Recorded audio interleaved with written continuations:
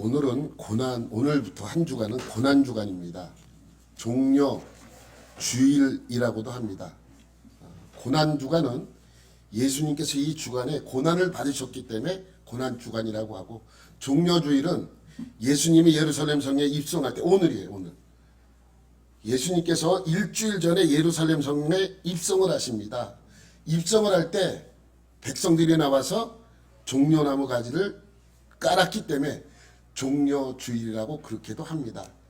사실 저는 고난주간이라는 말이 더 마음에 와 닿습니다. 그런데 왜 오늘 설교는 진도냐? 들어보면 알아요. 제가 원래 고난주간에 대해서 하려고 했는데 준비를 하다 보니까 오늘 내용이 고난에 관한 내용이더라고요. 여러분, 믿음은 바라는 것들의 실상이고 보이지 않는 것의 증거라고 히브리서 11장 1절에 선포를 합니다. 그래서 히브리서 11장은 믿음은 이것이다 라는 것을 알려주고 있죠. 이것을 선포한 후에 믿음의 선조들을 예로 들어서 믿음에 대하여 설명하고 있는 것입니다. 여러분, 이 말씀을 잘못 이해를 하면 큰 오해를 불러올 수 있습니다. 내가 바라는 것은 모든 것이 될 줄로 믿습니다. 이거 바라는 거 아니에요? 내가 바라는 것. 내가 부자가 되길 나는 원해요. 그래서 내가 바라는 것이 내가 부자가 되는 거예요. 그러면 내가 부자가 될 줄로 어떻게 기도해야 돼요? 믿습니다 하고 기도해야 돼요. 사업이 될 줄로 믿습니다. 자녀들, 우리의 후손들이 잘 될 줄로 믿습니다. 병이 날 줄로 믿습니다. 좋은 대학 갈 줄로 믿습니다. 좋은 직장 붙을 줄 믿습니다. 이번 선거에서 내가 지지하는 사람이 될 줄로 믿습니다. 여러분, 이것이 히브리서에서 말씀하고 있는 믿음입니까? 1절 말씀 우리가 보면 믿음은 바라는 것들의 실상이라고 분명히 말씀하고 있어요. 그럼 내가 뭘 바라고 있어요? 그런 거 바라고 있잖아요. 건강하길 원하고, 내가 바라고, 우리 후손들이 잘 되고, 이런 것이 내가 바라는 거예요. 그럼 이게 믿음입니까? 이런 식으로 이해할 수 있기 때문에, 이 말씀을 선포한 후에 이 말씀을 그런 식으로 이해할 수 있기 때문에 믿음에 대하여 선조들을 예를 들어 그들이 믿었던 믿음을 근거로 믿음을 설명하고 있습니다. 그럼 믿음의 선조들이 가지고 있었던 바라는 것들, 그들이 바라는 것들의 근거는 어디서 왔으며 무엇입니까?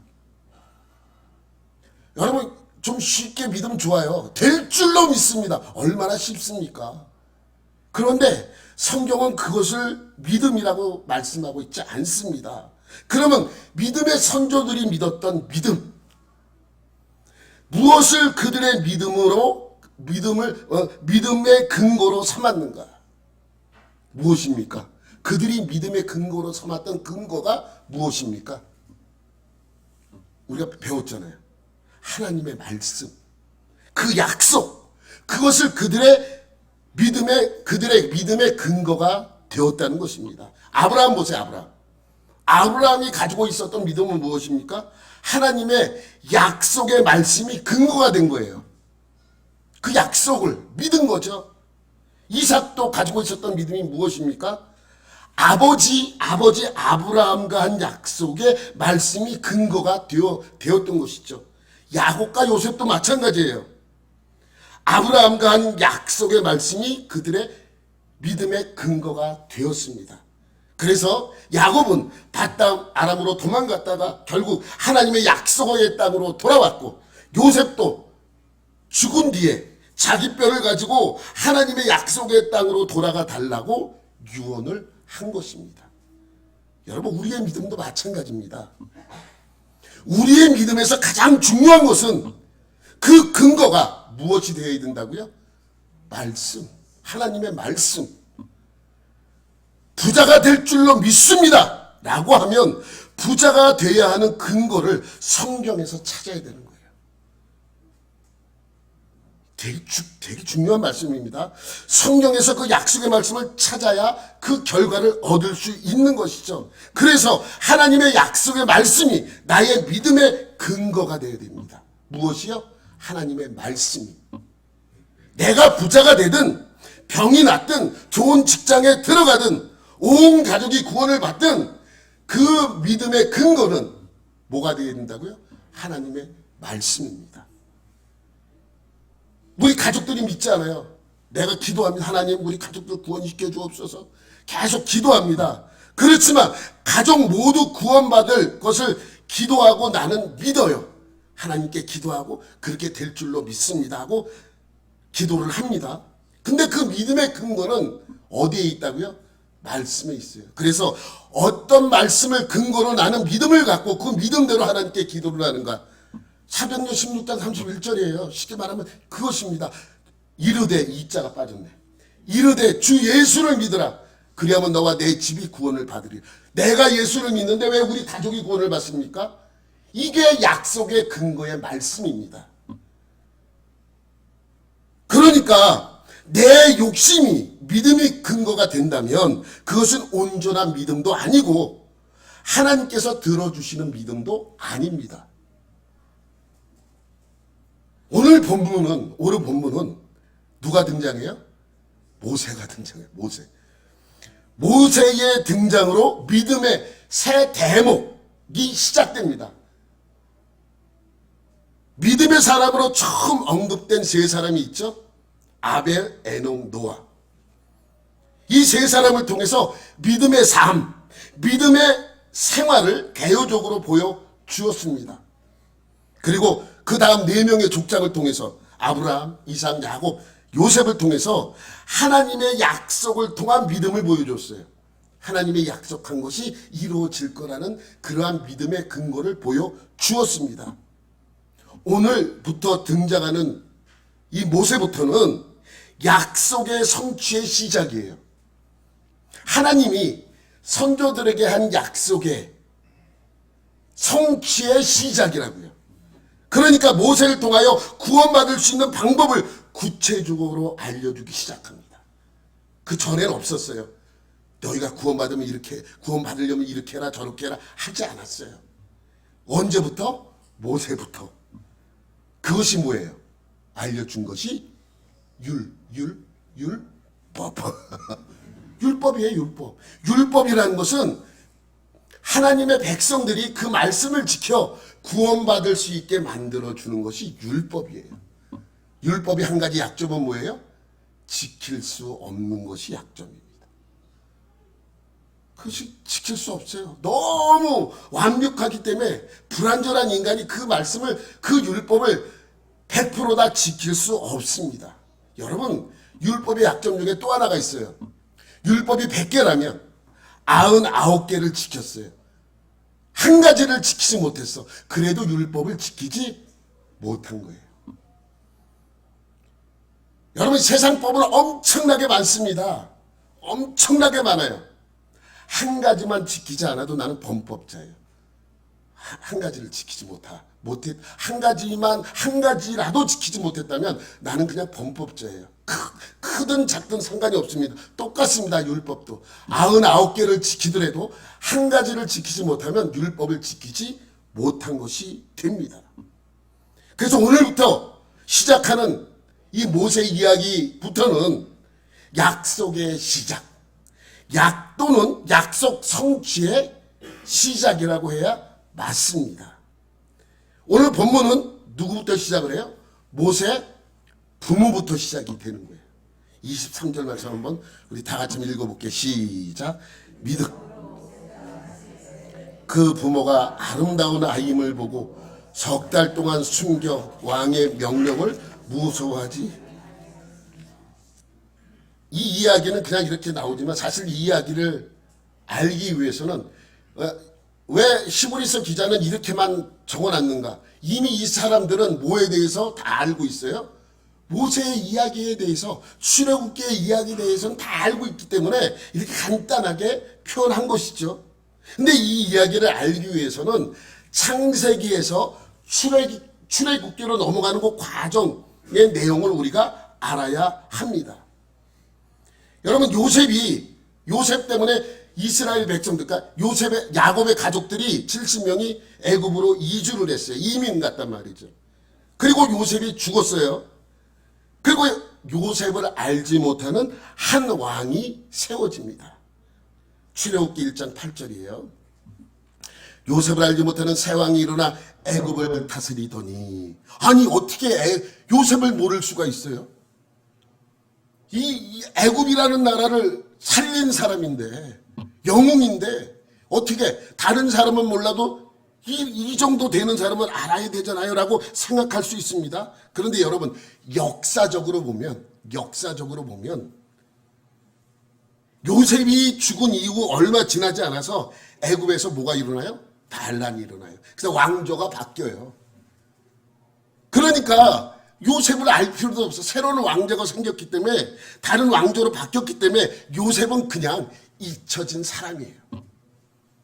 그러다 보니 자연스럽게 히브리 민족은 애굽에서 그 세력을 잃어버리고 하급층으로 분류가 됩니다. 하급층으로. 반면 하급층임에도 불구하고 인구는 기하급수적으로 늘어나기 시작해요. 폭발적으로 인구는 늘어나기 시작합니다. 출애굽기 1장 5절 7절 말씀. 야곱의 허리에서 나온 사람은 모두 70명이 애굽으로 갔다는 거예요. 요셉은 애굽에 있었더라. 요셉과 그의 모든 형제와 그 시대의 사람은 다 죽고 이스라엘 자손은 생육하고 불어나 번성하고 매우 강하여 온 땅에 가득하게 되었더라.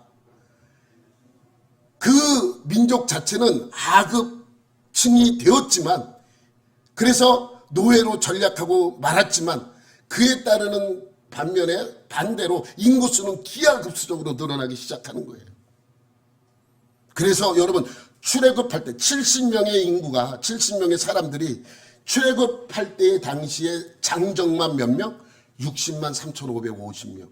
그러니까 여자와 노인과 어린이들을 다 합치면 한 200만 명 정도 되었을 것이다라고 추정을 하는 것이죠. 그러니까 그 가는 사이에 이 상황이니까 얼마나 인구가 많이 늘어났다는 것을 알 수 있죠. 인구가 폭발적으로 늘어나자 애굽 왕은 두려워하기 시작합니다. 이유가 뭐예요? 왜 두려웠을까요? 아니, 저들이 반란을 일으켜서 우리 민족을 치면 어떡하나. 또 저들이 다른 나라가 우리나라를 침공해서 우리를 공격할 때 저들이 적의 편을 들어서 우리를 같이 공격하면 우리는 어떡하나. 이것 때문에 걱정스러운 거예요. 그래서 애굽 왕은 한 가지 정책을 펴니다. 그것은 뭐냐면 인구가 늘어나지 않도록 인구 억제 정책을 피는 거예요.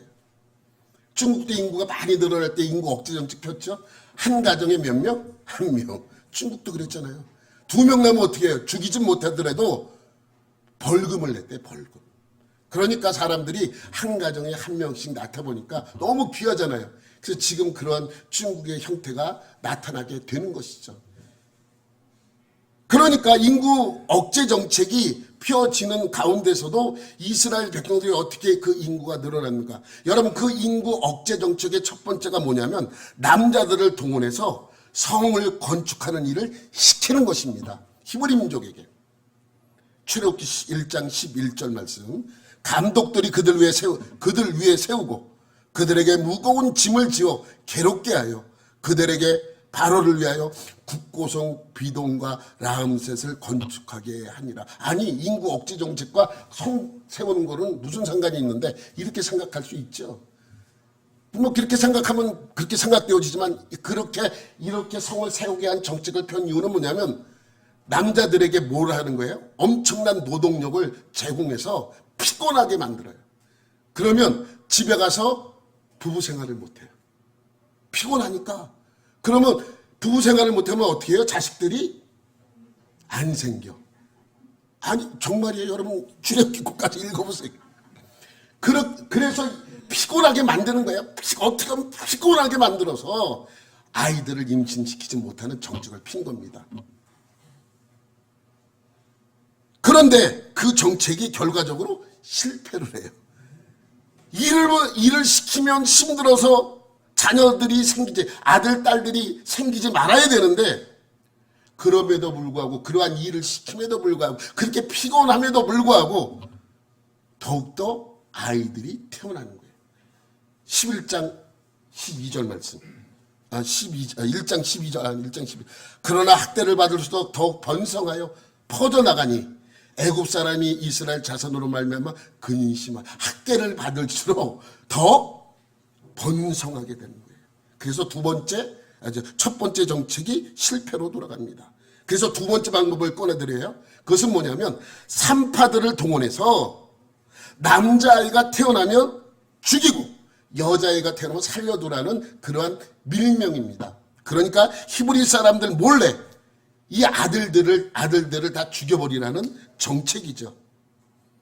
바로왕은 산파 십부라와 부하를 부릅니다. 그리고 이 명령을 내립니다. 너희들은 가서 히브리 가정에 자녀가 태어나면 아들이면 죽이고 딸이면 살려두라고 명령을 내립니다.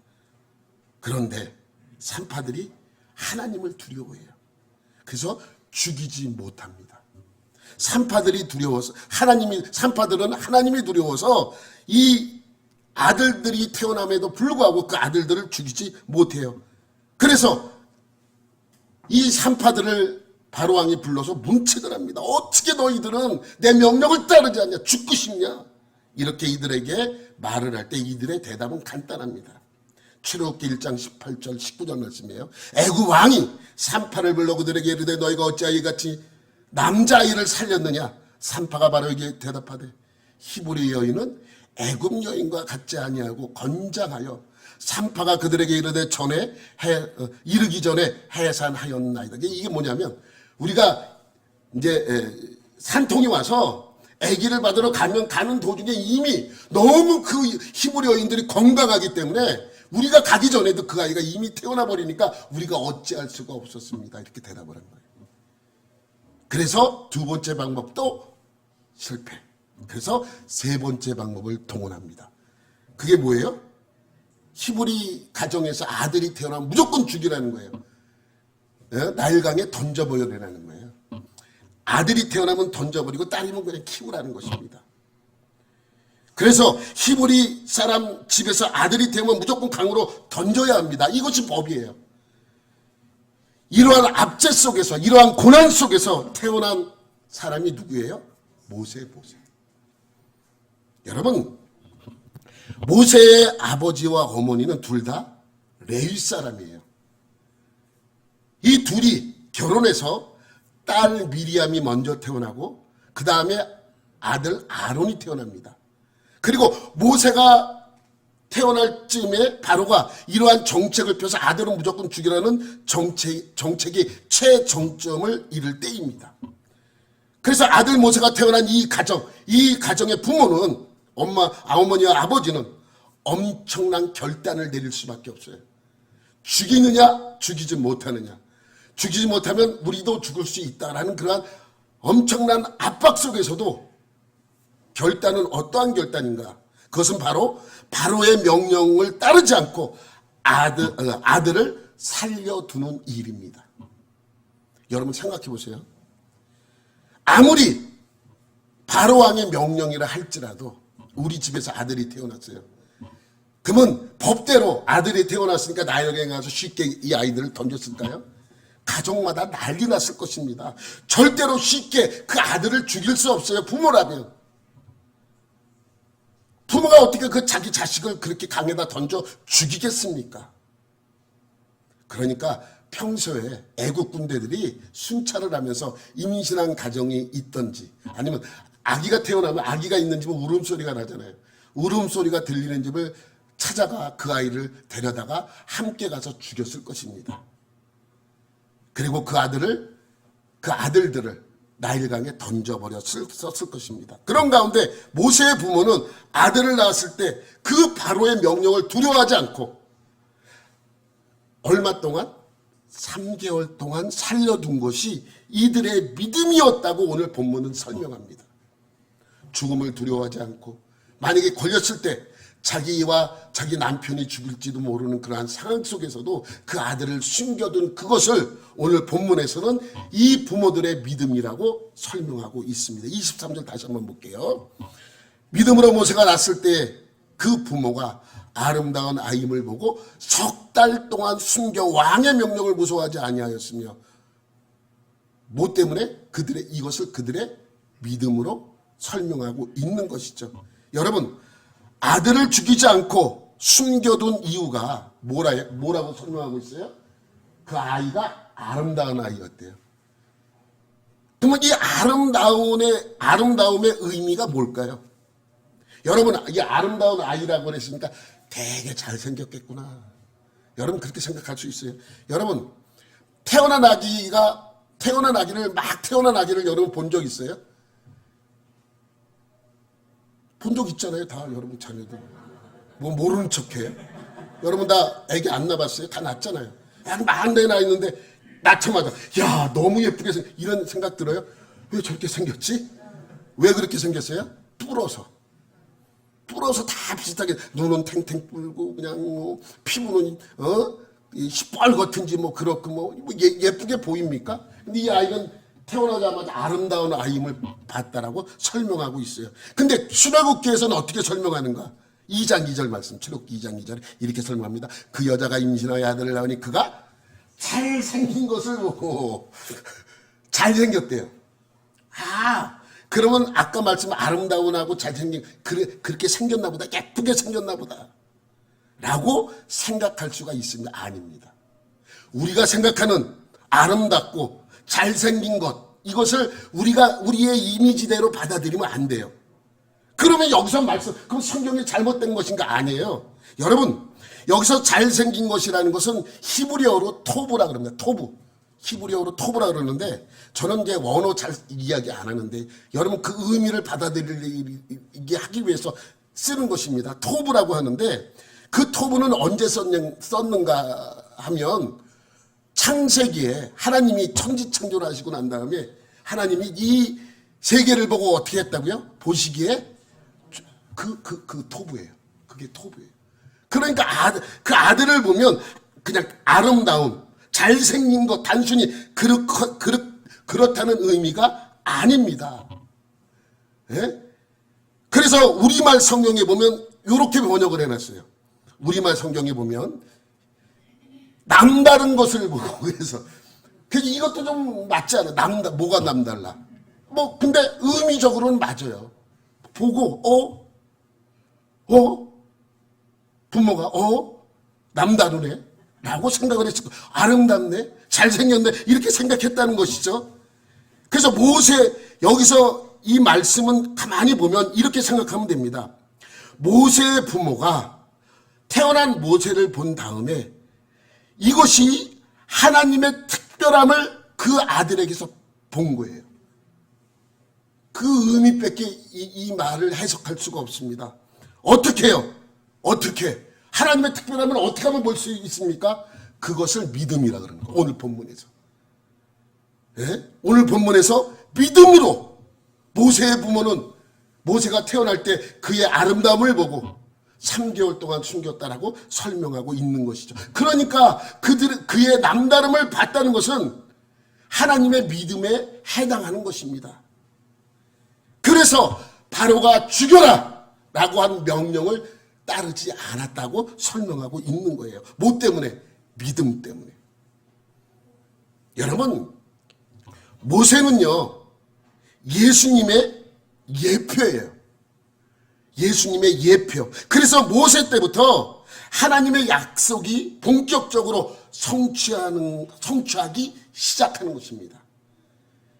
예수님도 여러분, 예수님이 태어날 때도 여러분 기억나시죠? 헤롯이 2살 이하의 모든 아이를 다 죽이라고 명령했어요. 그래서 예수님도 그 고난을 당한 상황이 이와 비슷합니다. 그리고 모세를 통해 준 율법도 율법을 통해 구원을 받는 방법을 알려주셨습니다. 그것은 바로 복음을 예비한 것이죠. 뭐가요? 율법이요. 율법은 복음을 예비한 거예요. 율법이 제대로 우리에게 임하지 않았으면 복음도 우리가 알 수 없는 것입니다. 율법이 있기 때문에 복음을 얻을 수 있는 것이죠. 그래서 하나님의 약속에 뭐하기 시작했다고요? 성취되기 시작을 한 거예요. 그렇게 모세가 태어난 지 몇 개월이 지났어요? 3개월이 지났습니다. 이젠 더 이상 숨겨둘 수가 없습니다. 그래서 모세를 갈대 상자에 담아 바로의 딸 공주가 목욕하러 올 시간에 맞춰서 나일강 근처에 가다가 그 아이를 버리게 돼요.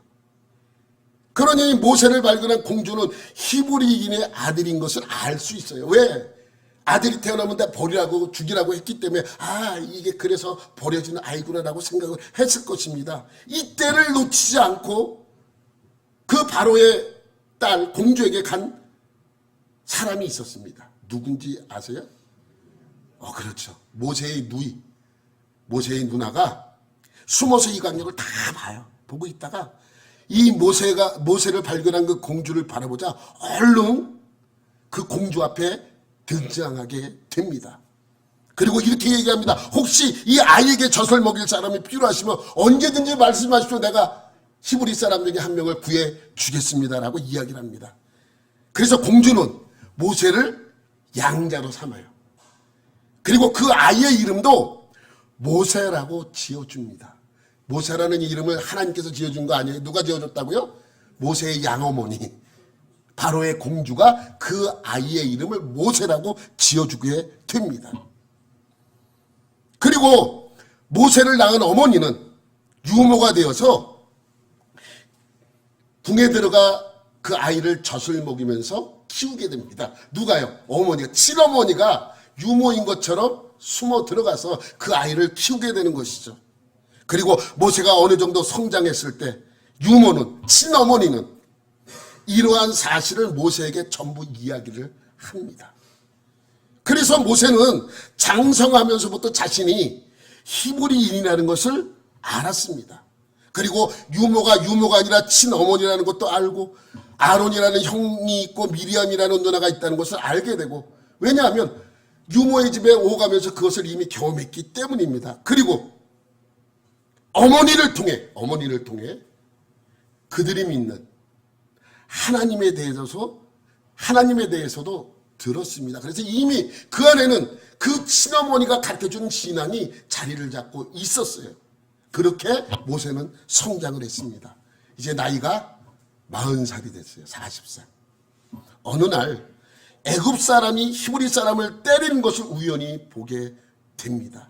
모세는 히브리인의 피를 가지고 있는 사람으로서 자기 동포인 히브리 사람이 애굽 사람에게 맞는 것을 그냥 예사롭게 보지 않습니다.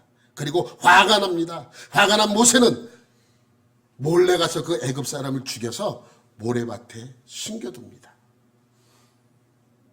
다음 날, 이번에는 히브리 사람과 애굽 사람이 싸우는 것이 아니라 히브리 사람과 히브리 사람, 같은 동포끼리 싸우게 되는 것을 보게 되죠. 그래서 왜 같은 동포끼리 싸우느냐, 그러지 말라고 싸움을 말리죠.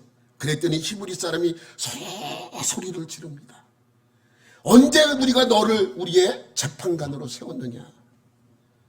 어제 애굽 사람을 죽인 것처럼 우리도 죽이려고 하느냐 라고 버럭버럭 소리를 지르게 되죠. 그래서 모세가 애굽 사람을 죽인 것이 들통나버리게 됩니다.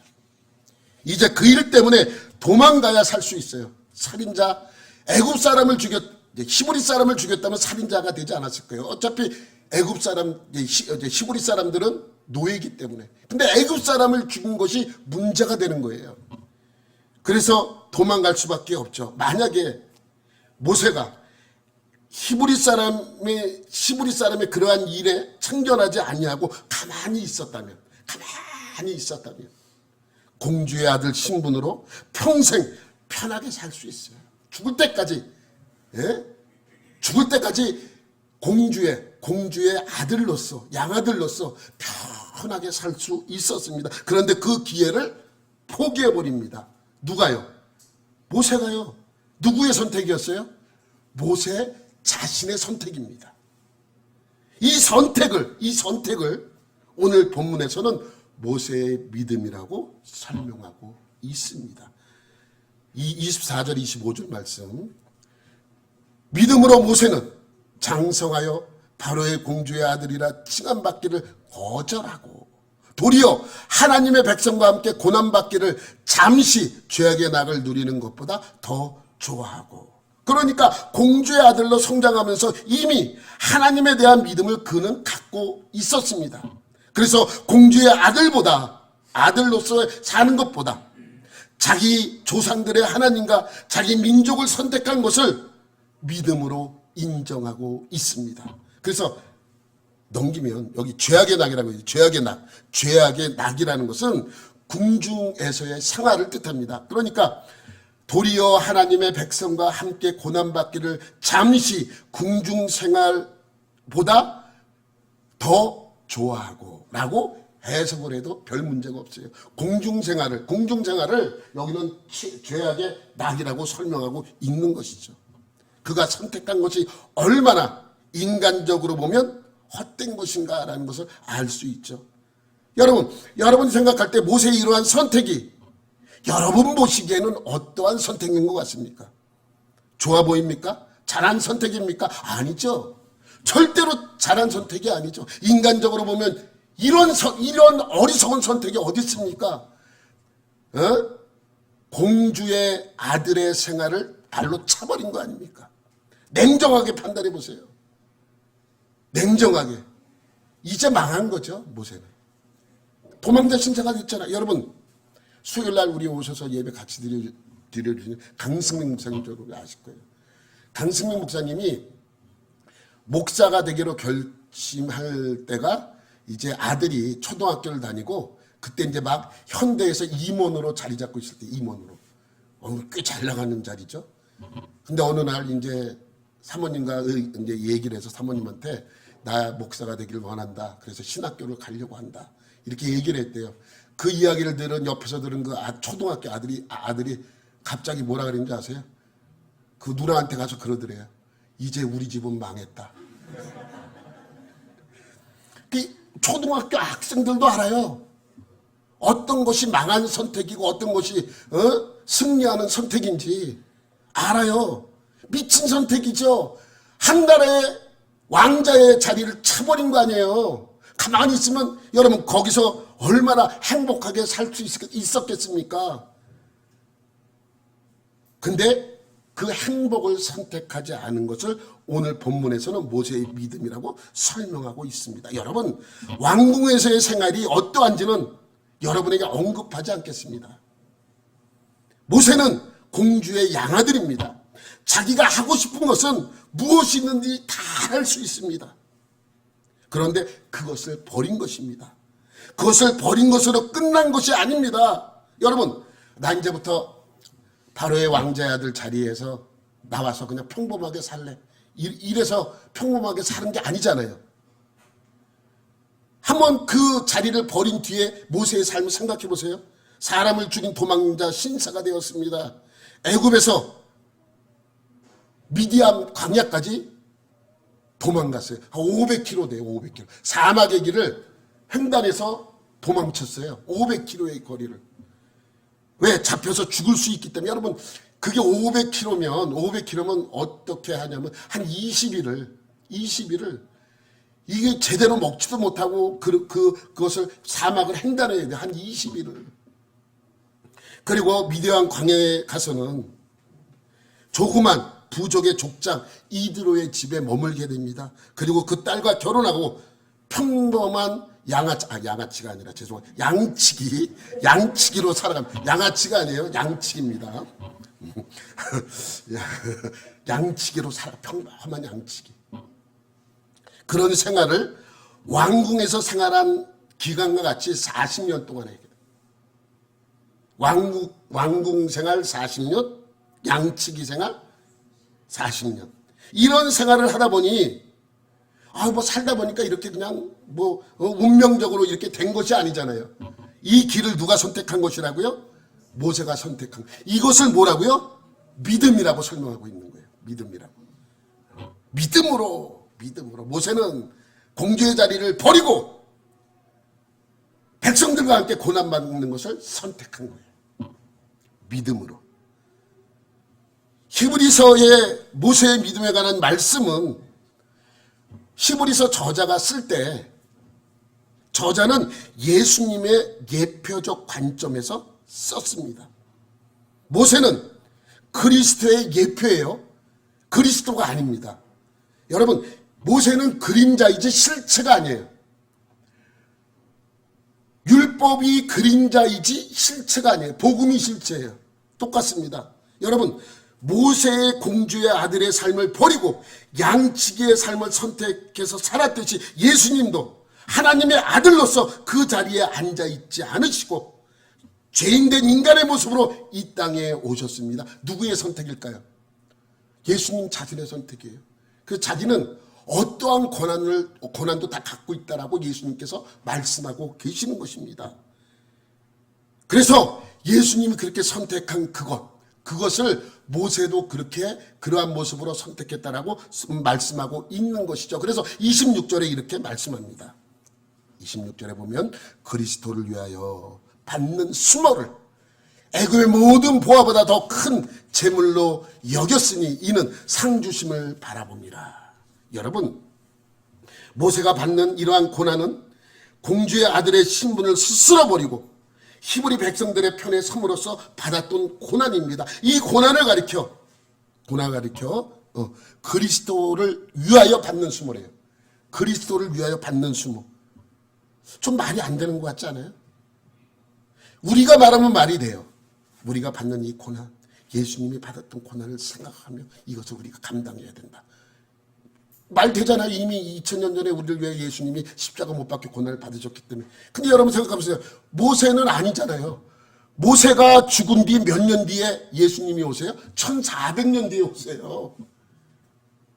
이러한 일이 있은 뒤에 1400년 뒤에 예수님께서 이 땅에 오시는 것입니다. 그런데 이 말씀은 모세 전에 이미 존재했었던 일인 것처럼 쓰여졌습니다. 이 말씀의 의미가 뭡니까? 이미 그리스도의 탄생이 예정되어 있다는 것을 이미 선포하고 있는 것이죠. 이것이 모세의 믿음입니다. 바라는 것들의 실상. 아직 이루어지지 않았지만 믿음으로 이 모든 것을 행한 것이죠. 모세가 받는 이러한 고난을 그리스도가 받으실 고난에 비유하면서 그것을 생각할 때 애굽의 모든 것보다 더 귀하게 여긴 것이죠. 여러분, 저는 간혹가다 이런 생각을 합니다. 십자가를 대신 진 시몬을 생각할 때,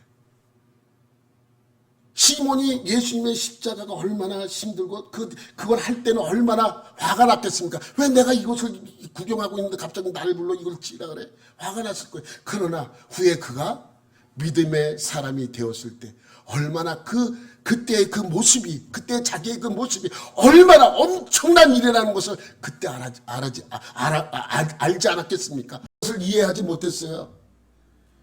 그리고 목요일날 저녁 때 함께 유월절 만찬을 나누시고 목요일에서 금요일날 넘어가는 이른 새벽에 대제사장의 명령으로 성전 지기들이 예수님을 잡으려고 가룟 유다를 앞세워 게세마네 동산에 옵니다.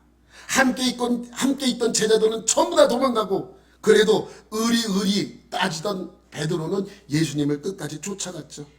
예수님은 대장집으로 잡혀가는 모습을 바라보면서 그 대제사장집으로 함께 들어간 사람이 베드로입니다. 베드로는 그 대장의 집에서 예수님을 모른다고 부인하면서 예수님을 등져버리죠. 그리고 예수님은 대제사장의 신문으로 모욕을 당하시고 본디오 빌라도에게 마지막 재판을 받게 됩니다. 거기서 제사장들과 바리새인들의 요구대로 예수님을 십자가형을 언도하게 됩니다. 그리고 본격적인 고난이 시작되죠. 머리에 가시관이 쓰여지고 채찍에 맞음으로 온몸이 만신창이가 됩니다. 그리고 그 몸으로 십자가를 지시고 고난의 길을 가십니다. 골고다에 도착해서는 나무에 달려 손과 발에 못이 박히고 온몸은 피와 땀으로 범벅이 되고 있습니다. 그리고 예수님은 금요일 오후 3시에 숨을 거두십니다. 그래서 예수님을 구원자로 믿는 우리는 이번 한 주간을, 고난 주간을 다른 날보다 조금은 경건하게 지내게 됩니다. 여러분, 예수님의 십자가의 고난, 십자가의 죽음이 없었다면 우리의 구원도 없습니다. 그러므로 예수님의 고난은 우리를 구원에 이르게 하는 은혜입니다. 모세의 고난은 그리스도의 구원자를 위해 받았던 수모와 고난임을 알아야 합니다. 우리도 세상을 살아가면서 많은 고난을 받습니다. 예수를 믿기 때문에 받는 고난, 받을 수밖에 없습니다. 받을 수밖에. 그때마다 예수님의 십자가의 고난을 생각하며 감사함으로 그 고난을 무엇으로 이겨야만 합니까? 믿음으로 이겨요. 그래서 믿음으로 이겨서 승리하는 여러분이 되시기를, 그래서 이번 고난주간 한 주간도 하나님이 부르신 그 말씀 안에서 살아가는 그러한 한 주간이 되시기를 예수님의 이름으로 축원합니다. 하나님 아버지 감사합니다. 모세의 믿음으로 말미암아 그가 받는 그 고난을 감사함으로 받았듯이 우리가 예수를 믿음으로 받는 그 많은 고난들을 감사함으로 받는 우리 모두가 되게 하여 주옵소서. 그러한 은혜가 한 주간 동안에 우리 안에 넘치게 하여 주시고 모든 것이 주님께 맡겨지는 한 주간이 되게 하여 주옵소서. 모든 것 감사드리며 예수님의 이름으로 기도드립니다. 아멘.